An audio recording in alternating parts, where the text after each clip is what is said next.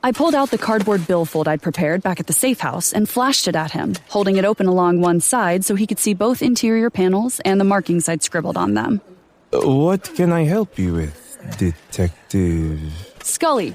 Detective Scully. I hadn't been going for humor, honestly.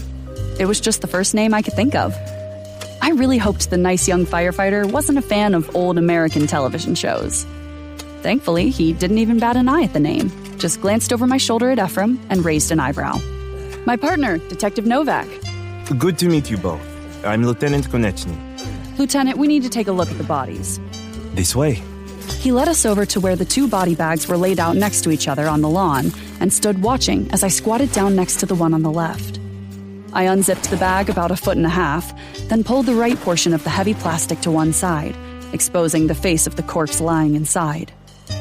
The corpse was that of a woman, and for a split second it was Assistant Director Black lying there, her long hair partially obscuring one side of her sharply featured face.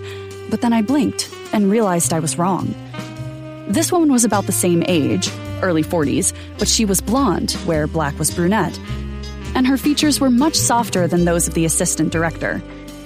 Wide blue eyes were paired with thick, full lips, which would have been a pleasing combination if it weren't for the entry wound around her left temple.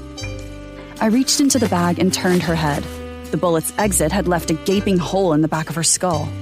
I didn't recognize her, but suspected she was one of the Angel's people, as Black and her colleagues had been the ones with the firearms, and it was unlikely that she'd been taken out by friendly fire. I held the plastic to one side so Ephram could get a good look. He shook his head. He didn't recognize her either. Looking for someone in particular? I didn't answer, turning around instead and giving the other bag my attention. This one contained a dark-haired male dressed in black fatigues. Him, I recognized. He was one of the men from Marcus's squad. Unlike the woman, this corpse hadn't fallen victim to gunfire. His throat had been torn open from ear to ear. That was going to be hard to explain as the result of gang warfare.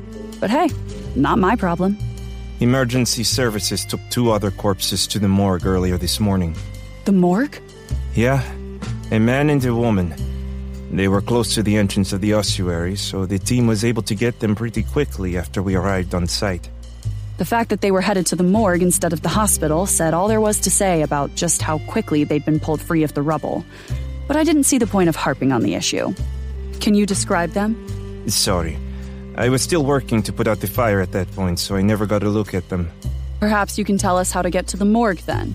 Now that I can do.